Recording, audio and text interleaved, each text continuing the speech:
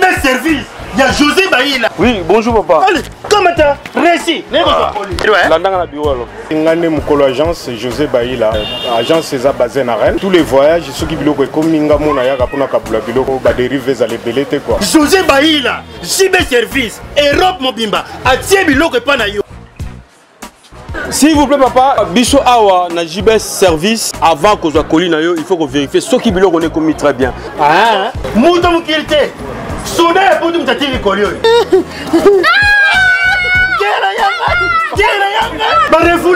Et puis collier on a déjà signé JB Service. Balé nous sa pote, on est sur le loc. Et ça on va dire ça simple. Station s'intéresse la Simanango au comment on a JB Service. Zélana. Quelle amène passer carte mémoire. Oui Ziga. Azopesa bana na Nzambe nyoso bokili mobimba mbote na bino précisément na zana kati ya kopesa bana na Nzambe ya Canada Zamba pambola bino au nom de Jésus-Christ. Voilà pour préciser bino que voilà dans quelques jours ou bien tout avec beaucoup de précision. Voilà, ça va tomber Montréal, tout le monde au Canada, côté Nyoso, Tokozalawana, on a pour ça, on a côté parole de Dieu, on a déstabiliser Kadjampemba, on a déstabiliser ma sorcier, on a déstabiliser puissance satanique, il y a science occulte. Parce qu'il y a un problème, il y a des maladies, il y a des complications, et belé, tout qui sabato. Et que les autres sangs sabato condima, pour la vie éternelle. Et que ceux qui m'ont tourmenté dans l'esprit mauvais, à ça tourmenté. Na espino so mabe ya bandoki ya bato saso culte et koki ko zangi se mutu kondima ko zangi se mutu ko vie éternelle to ça la puissance to ça la charisme à partir à Saint-Esprit ben la vie à sanctification pour ne neutraliser ma parole maléfique pour ne ko annuler pour ne ko effacer pour ne ko détruire pour ne ko anéantir la puissance maléfique parole maléfique bato basala que ma maladie incurable bato basala que ma lien nyoso zolo to zolo ngolango to zo effacer ngo ndenge balongola kaba écrit na tableau to fasango malade ekei restauration et salemi bato bazu viasi zamba pambola bino au nom de Jésus-Christ.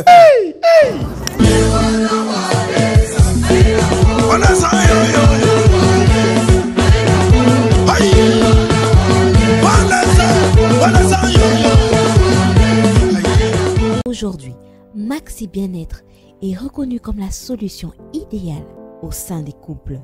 Dites au revoir au maux de dos et à la fatigue physique. Vous procure une force physique permanente.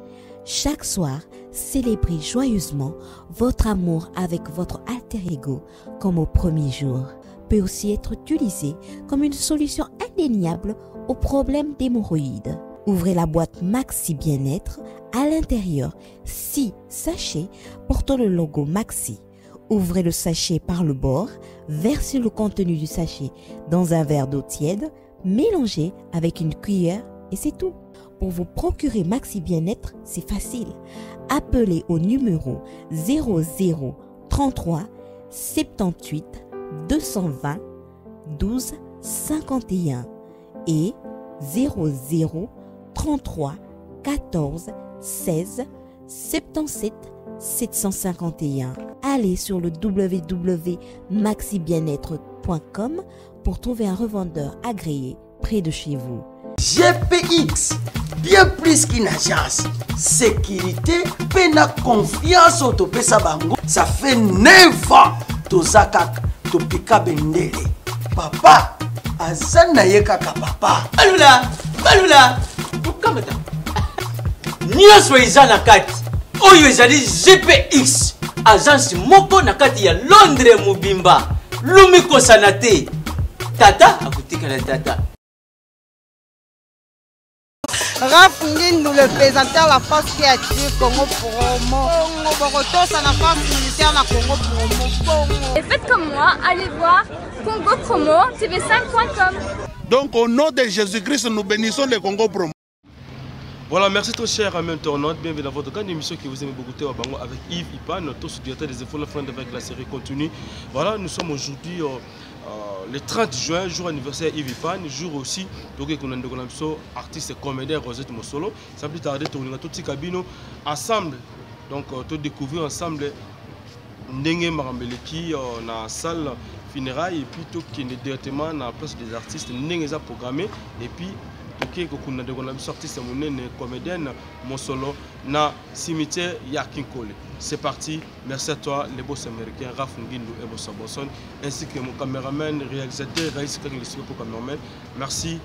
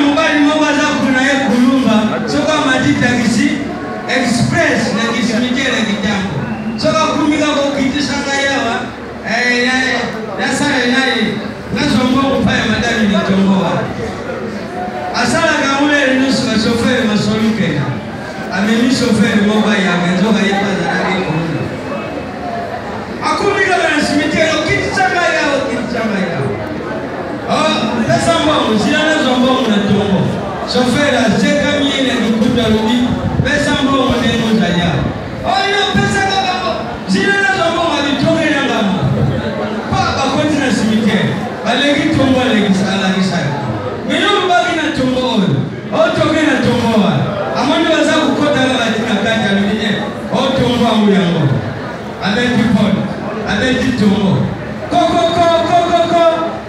nzoka mutuwana sana ina ndaku na simikele mutu aliboma moba lala kana ina simikele ya mwazi alala na ina tongo oilandi ayo oui kote na myoka kidino na chauffeur na mutu akotsa na simikele mutu na libande wo ameliti na ndaku na bamba kemu pesa yiko merci voilà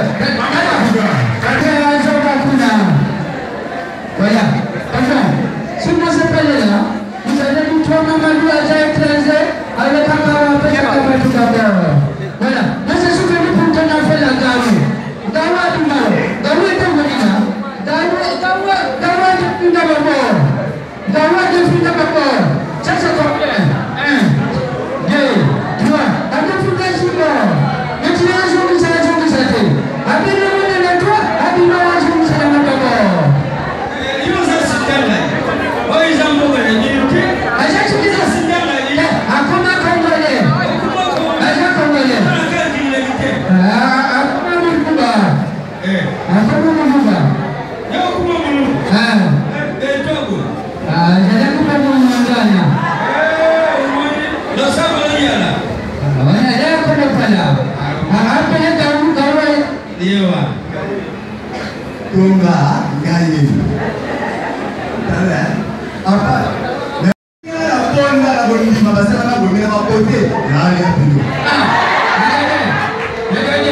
Bon, c'est la population à Kata Makambo, et moi, et Gaou, elle est déjà votée.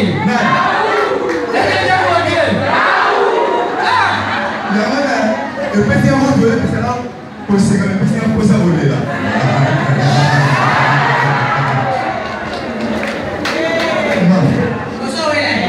Adoro na nana zaki koko. Ozona nini? Nana yeta to, nana to. Nina no. Yona. Ada takisa kuna tapi kitu. No, la le ubeba. Yo na buja ina parasa. Nani sida uza mwana. Ya tama, boro na kwa. Kwa.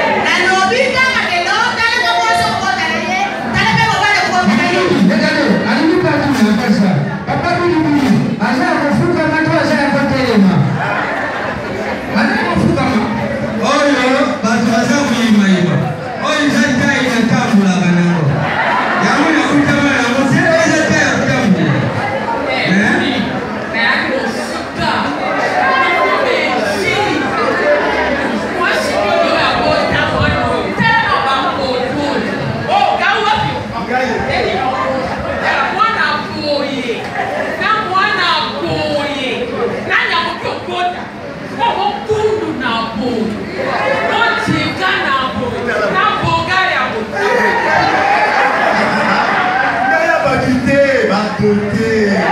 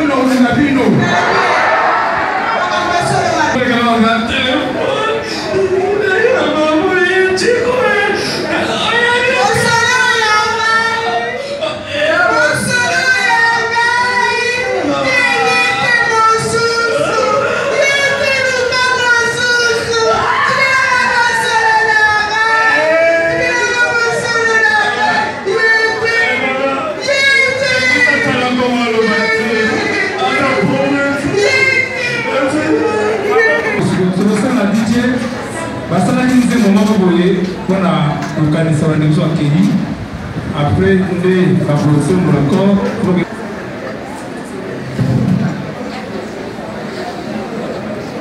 Les artistes intermédiaires de cette tradition. Et les méthodes sociales de la Libérie, dans les vedettes sourdes, chaque élément dans la Saint-Douze. Anciennement, la guerre comptait mon jour. Ça va,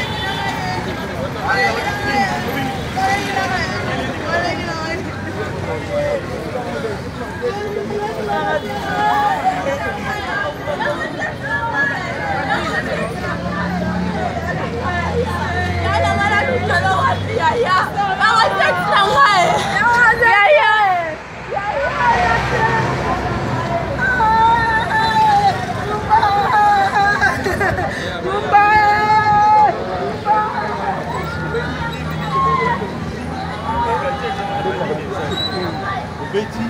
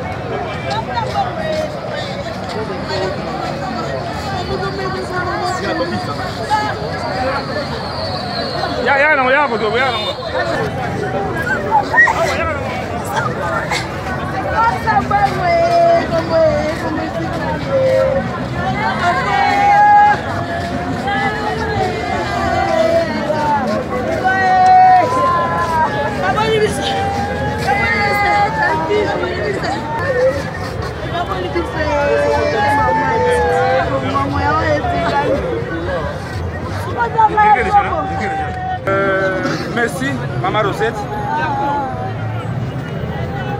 Vous allez qui on est dans Nabiso. Oh, ils allaient mémorial.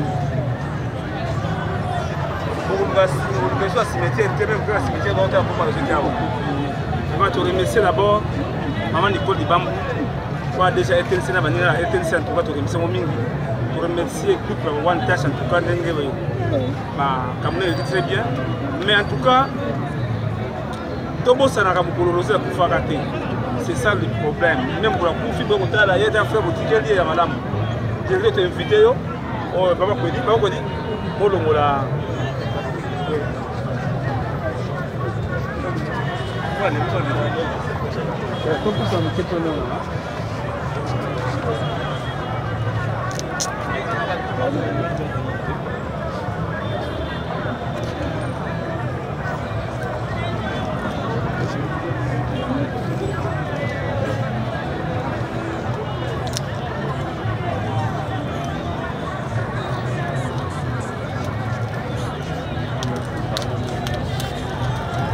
Beaucoup, hein?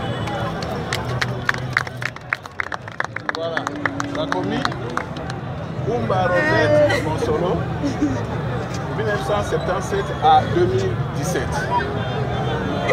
Merci.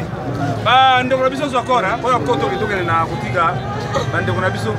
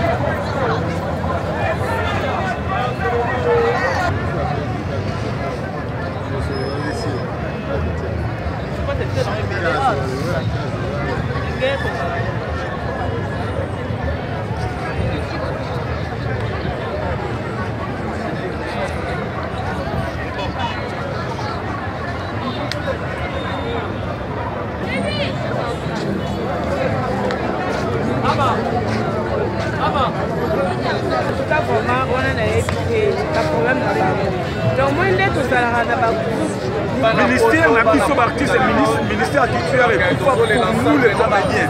Ils sont artistes. Le ministère les a insultés. Au moment où nous parlons, c'est l'RTNC d'abord. Premièrement, que je salue Maman Nicole Dibambo, Maman Bana, Zama Bamborayo, Zama Penza. À ça, la mine, la place aux gens, la place RTNC.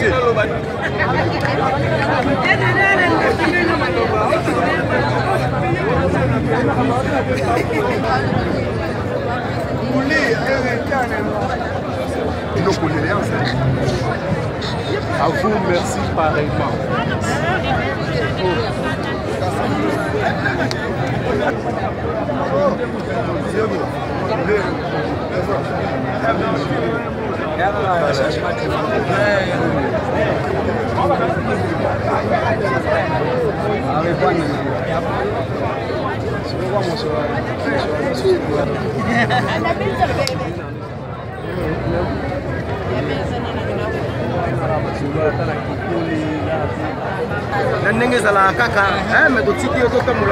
Ah, merci beaucoup.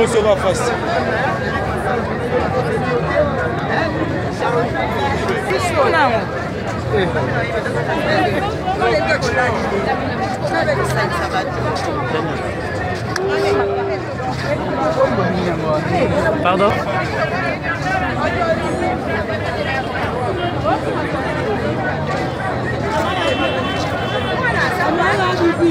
Bébé, ça va, bonjour.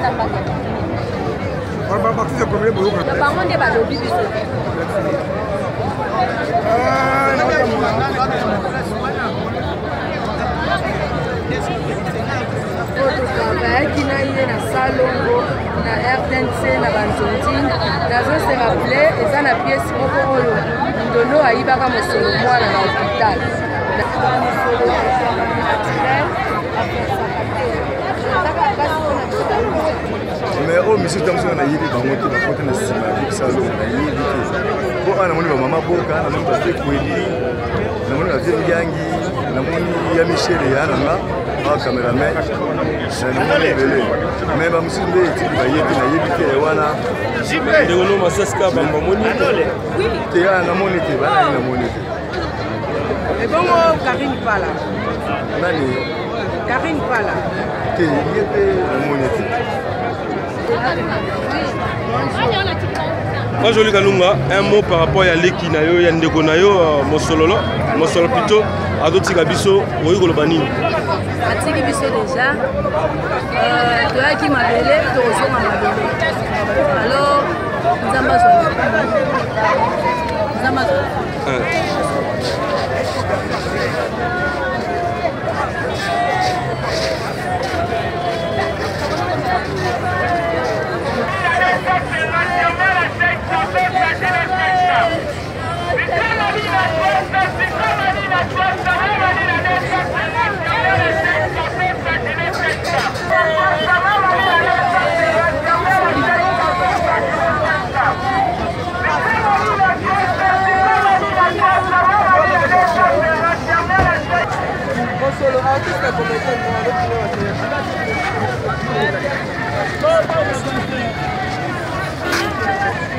Acá se me lo para.